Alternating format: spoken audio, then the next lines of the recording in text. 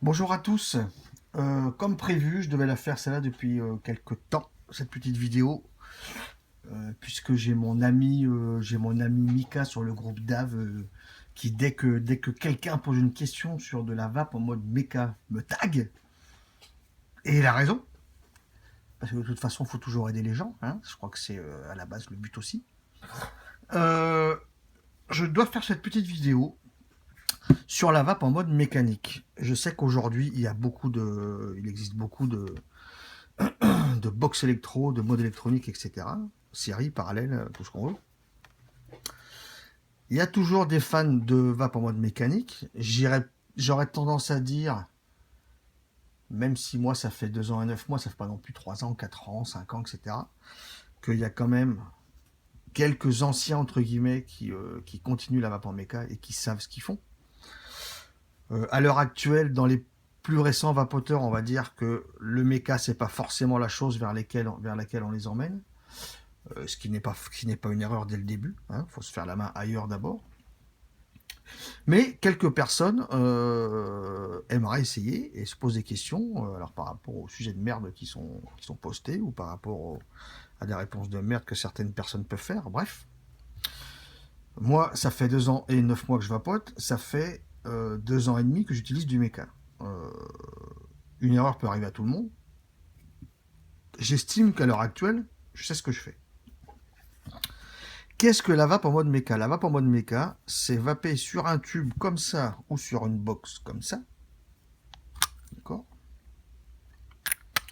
Où on met un ou plusieurs accus et où il n'y a pas d'électronique pour gérer, euh, si problème il y a. Il se passe aussi que la vape en mode mécanique, votre accu vous délivrera toujours la même puissance, toujours la même tension, pardon, en volts. Euh, Sauf que lui, forcément, il va se décharger, donc la puissance va diminuer. Après, c'est un coup à prendre en fonction des résistances qu'on fait.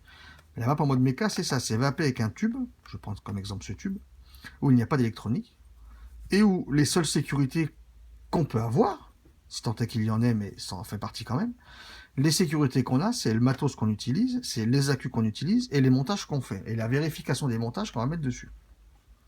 Bref, une chose à savoir et avec laquelle il va falloir naviguer. Alors les gars qui veulent se mettre au méca, ils sont pas obligés de le faire, mais c'est un grand conseil. Je pense qu'ils n'auront pas le choix de toute façon. Allez sur internet et regardez ce qu'est la loi d'Ohm et essayez de jouer avec les chiffres, de faire des petits calculs, c'est pas compliqué, pour voir ce qu'est la loi d'Ohm et à quoi ça aboutit. C'est pas dur, on navigue avec plein de choses, hein. On navigue avec du P égale UI, on navigue avec du U égale RI, du P égale U2 sur R, du I égale U sur R, du R égale U sur I, etc. etc. À savoir que P c'est la puissance en watts, U c'est la tension en volts, I c'est l'intensité en ampères et R c'est la résistance en ohms. Voilà. Il faut aller sur internet, de toute façon je vais vous montrer des exemples après, il faut aller sur internet et fouiller un petit peu ce qu'est cette loi d'Ohm pour savoir de quoi il en retourne. De toute façon c'est à utiliser, hein. Je pense qu'il n'y aura pas le choix. Une des parties les plus importantes sur le méca, c'est les accus. C'est les accus. Il y a des pros Samsung, il y a des pros LG, il y a des pros Sony, il y a des pros FS, il y a des pros MXJO. Je ne vais pas vous orienter vers une catégorie d'accus. Moi, je n'utilise aujourd'hui que des Samsung 25R. Je n'utilise que ça. Des 18650 25R. C'est la seule marque d'accus que j'utilise aujourd'hui. C'est mon choix perso. C'est mon choix perso. Le seul conseil que je peux vous donner, c'est quoi qu'il arrive, d'acheter vos accus en France et pas à l'étranger. Voilà. Achetez-les en France. Euh, voilà, achetez-les en France. En toute logique et en toute transparence, les shops français ont plutôt intérêt à faire gaffe où est-ce qu'ils se ravitaillent au niveau des accus. Voilà. Donc je pense que par souci de sécurité, l'idéal c'est de les acheter en France. Il n'y a pas photo. Je vais venir sur le 25R. Donc moi j'utilise que celui-là aujourd'hui. Je vais vous prendre les données constructeurs. D'accord? Les données constructeurs de cet accu. C'est un accu de capacité d'autonomie de 2500 mAh. D'accord? Un accu, c'est 2500 mAh. La capacité maximale de décharge en pulse est de 35 ampères. Et la capacité de décharge continue est des 20 ampères. Ce sont les données constructeurs. Il est préférable de s'appliquer une petite sécurité. Ça veut dire que si on a un montage qui nous donne 35 ampères au final, en décharge, perso, moi j'y vais pas à 35 ampères, et j'aurais tendance à vous dire de ne pas foncièrement y aller. Chacun fait ce qu'il veut. Chacun fait ce qu'il veut. Moi j'irai pas. Je vais appliquer une formule de la loi d'Ohm, donc R égale U sur I. D'accord? La résistance est égale à la tension divisé par l'intensité. D'accord? La tension, comme mon accu sera pleine charge, quand je le mets dans le chargeur, je le sors du chargeur, il est pleine charge, il va me sortir 4,2 volts. Ça, c'est la donnée théorique. En théorie, lui, dès le début, va me sortir 4,2 volts. Le constructeur me donne en capacité maximale de décharge 35 ampères en pulse. Donc je divise 4,2 par 35 ampères.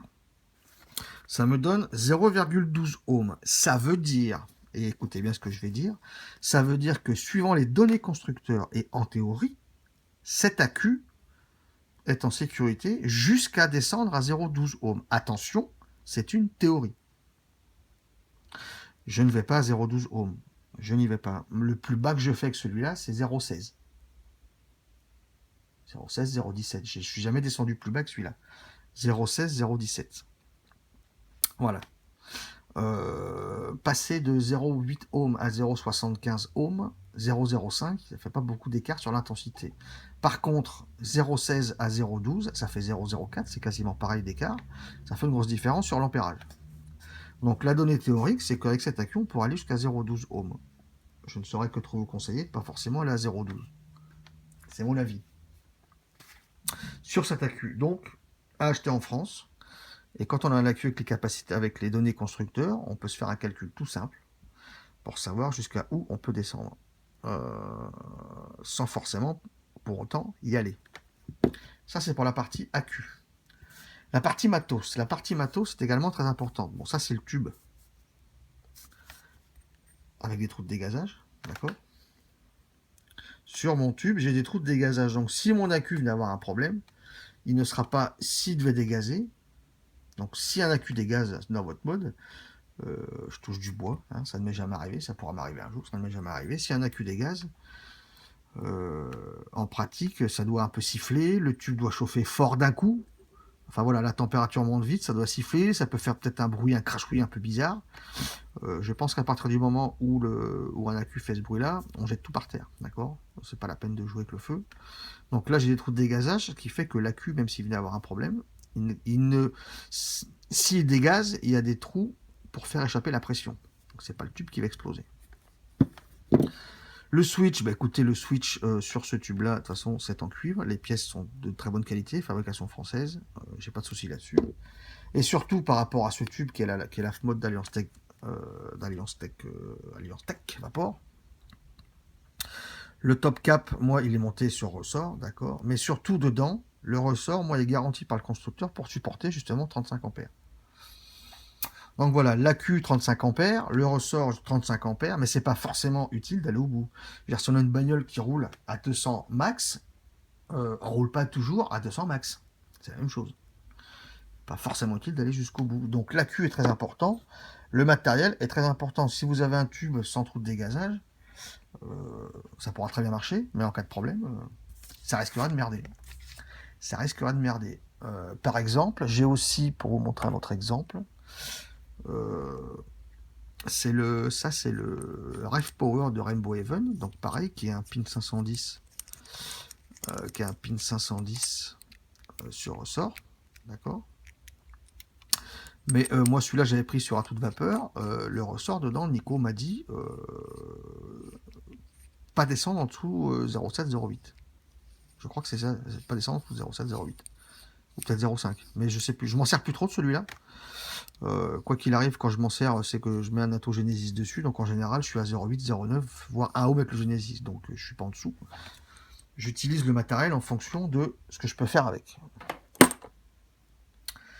Ça, c'est pour la partie accu. Je vais vous donner accu et matos. Je vais vous donner quelques exemples par rapport à des montages que j'ai moins. Sur mon dripper Cheetah, je suis monté à... Je suis à 0,23. Alors des fois il m'affiche 0,23, 0,22, ça dépend, bref. Ça dépend. Ouais, 0,23. Bon, j'ai fait mes calculs avec 0,22 parce qu'au départ il m'affichait 0,22. Mon dripper ici, d'accord, est monté à 0,22. C'est les calculs que j'ai fait. Le Cheetah. J'utilise la formule P égale lui. D'accord? Donc la puissance en watts égale la tension en volts multipliée par l'ampérage en ampères. Donc mon Cheetah est monté à 0,22. D'accord? P je le connais. Enfin P je le cherche. U je le connais. R je l'ai pas. Enfin I je l'ai pas. I on sait que c'est U sur R. Donc U sur R c'est ma tension divisée par ma résistance. Ma tension je la connais. Ma tension théorique de mon accu je la connais. C'est 4,2. Et ma résistance de mon montage, je la connais, c'est 0,22. Donc 4,2 divisé par 0,22, ça me fait 19. D'accord? Donc je reviens sur P égale UI. P égale U multiplié par I. Donc P, donc U, en théorie, pleine charge, 4,2 volts multiplié par 19. Par I. Ça me donne 79 watts,8. Ça veut dire qu'avec un montage à 0,22 sur un dripper, je vais dégager une puissance théorique de presque 80 watts. D'accord? En théorie. Suivant les connexions qu'on a dans les modes, parce que là, forcément, on a le plus qui vient sur l'accu, ça fait une connexion. On a le moins qui vient sur le switch. J'ai mon atto qui est connecté là-dedans. Ça fait plusieurs connexions, ce qui fait ce qu'on appelle du volt drop, c'est-à-dire qu'on a des pertes. Dans les connexions, on a des petites pertes de puissance. Donc, en théorie, il va me délivrer 80 watts accu pleine charge. En pratique, j'ai envie de vous dire, on n'est plus sur du 4 volts accu pleine charge. Toujours U sur R, ça me donne 18,2, d'accord, puisque U est passé de 4,2 à 4, donc forcément le chiffre est plus petit ici. Ce qui me donne une puissance, on va dire, dès le départ, d'environ 70-72 watts. Voilà. Donc pour un dripper monté à 0,22, vous avez quand même, sur Meca, une puissance équivalente, on va dire, sur un accu pleine charge, à 70 watts. Avec des montages en Cantal simples. Je parle pas de Captol, je parle pas d'Alien, je parle pas de montage de ouf, parce que ça fait trop de ferraille, en méca, ça ne chauffera pas assez vite.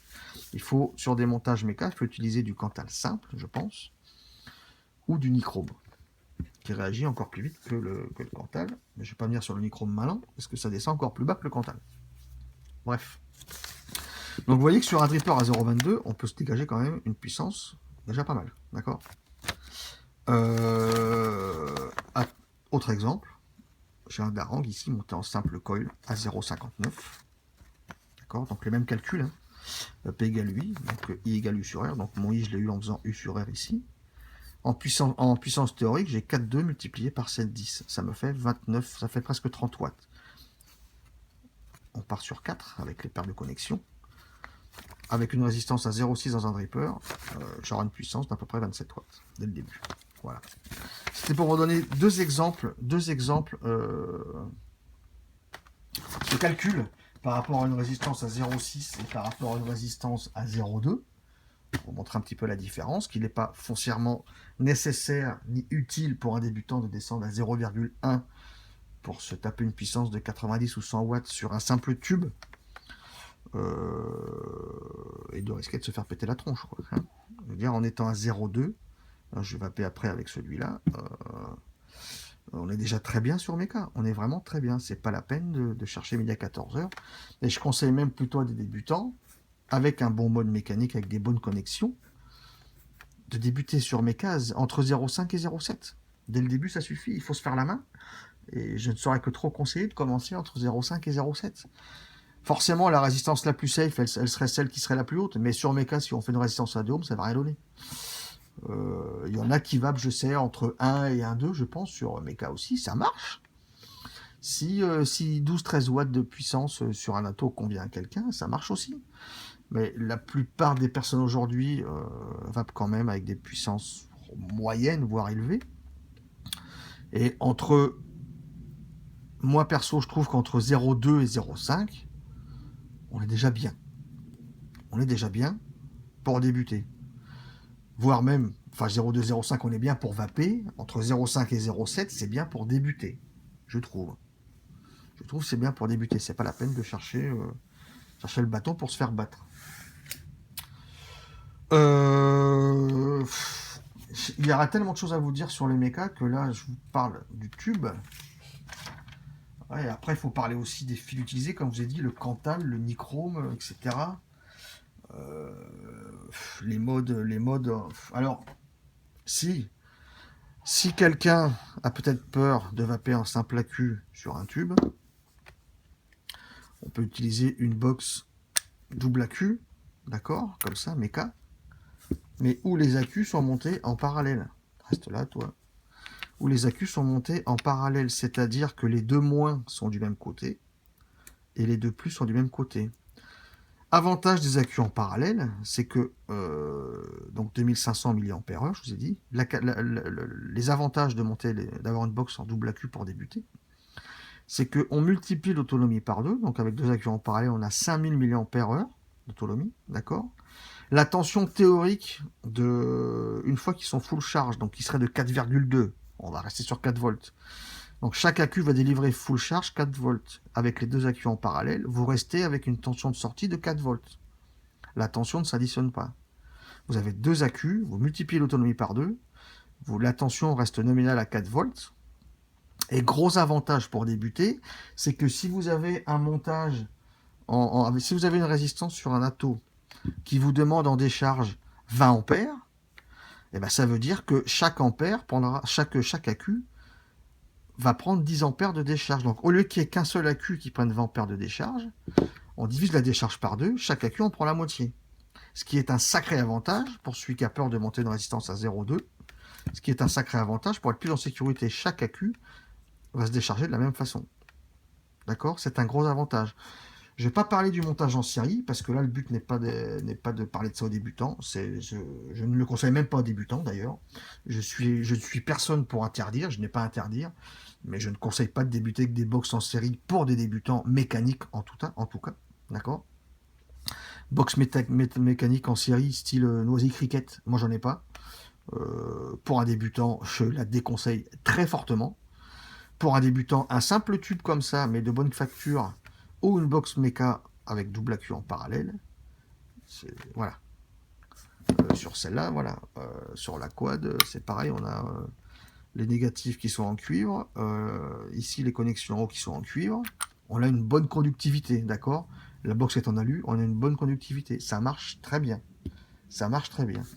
Je ne saurais que trop conseiller aux débutants une box double accu en parallèle ou un simple tube, mais de qualité. Je pense de qualité. C'est mon avis. On va revenir sur ma tronche. Et puis on va essayer de finir tranquillement. A de suite les amis. On se retrouve.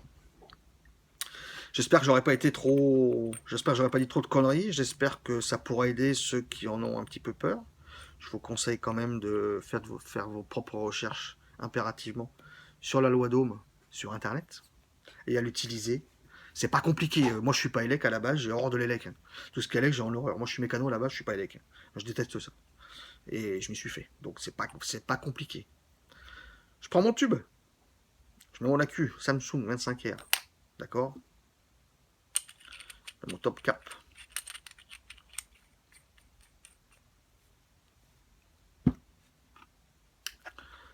Mon Cheetah, bon, qui est 0,22, 0,23, bref.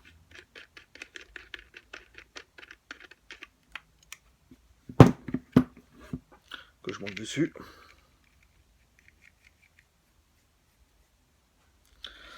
Est-ce que j'ai assez de jus? Pas forcément. Pas forcément.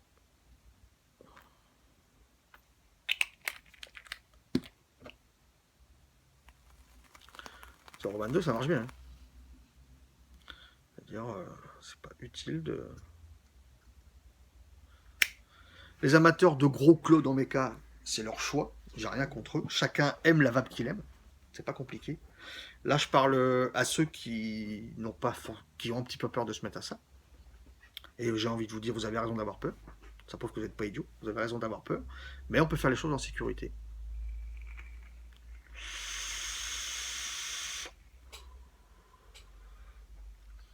Mon accu est même pas pleine charge là.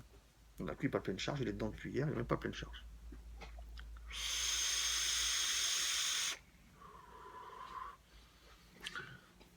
Avec de l'électro, il y a plus de connexions que sur un méca. Il y a des fils soudés, il y a le pin, il y a les ressorts, il y a ci, il y a ça, il y a plus de connexions. L'électronique gère, mais il y a plus de connexions. Perso, sur certains atos comme ça, sur certains montages, certains liquides, l'avantage de Vapeur en mode méca, c'est que vous appuyez sur le switch, le courant part direct. Il n'y a pas d'intermédiaire, hormis les connexions de la mécanique. Il n'y a pas d'intermédiaire. C'est pour ça que la plupart disent que c'est lisse, et que c'est vrai que c'est toujours lisse.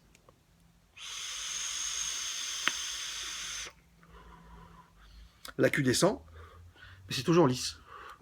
Alors après, il y en a peut-être qui vont me dire aussi, je vais vous en parler. Comment savoir? Parce que sur ces accus-là, je ne vais pas dire de bêtises, regardez sur Internet, je ne m'avance sur aucun chiffre. C'est le chiffre que j'ai en tête aujourd'hui, mais vérifiez quand même.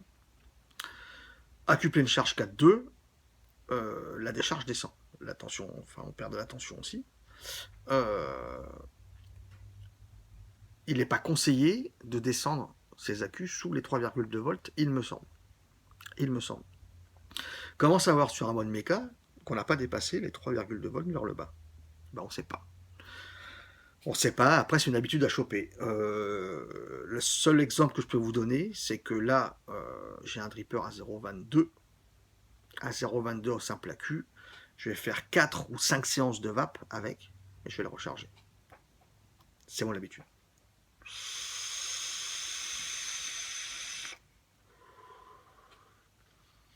L'exemple que je peux vous donner, c'est ça. À 0,2, je recharge mon accu toutes les 4 à 5 séances de vape avec l'accu.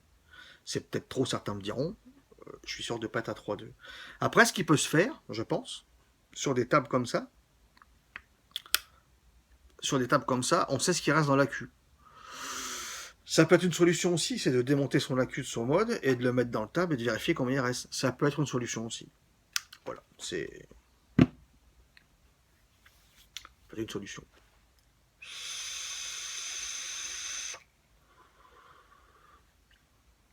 Courrier de plus. Il y a tellement de choses à dire sur le méca. J'espère avoir synthétisé au maximum. Faites attention au matériel. Faites attention aux accus. Achetez-les en France.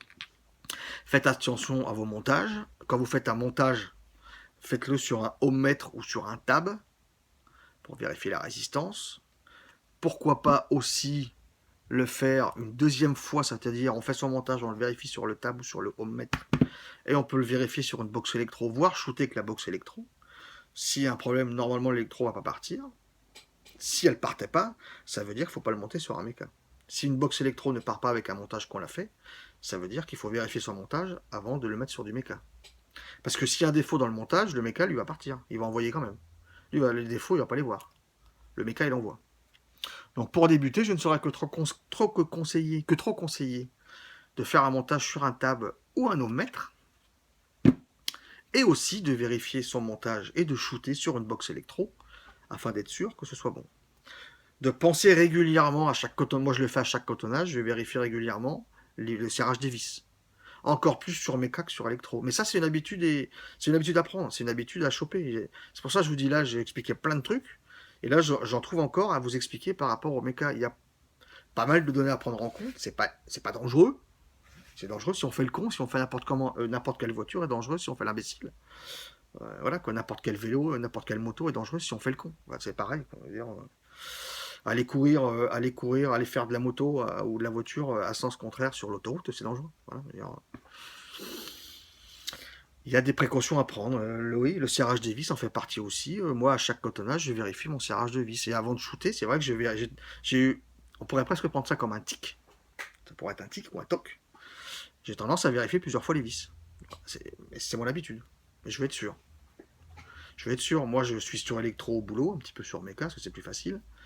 Mais à la maison, je suis sur les deux, mais je suis quand même plus sur méca. Voilà, à la maison. Parce que j'apprécie cette licitude de vape.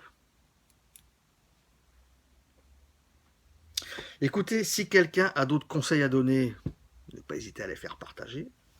J'espère avoir dit ce que j'avais à dire là-dessus, que ça pourra en aider certains.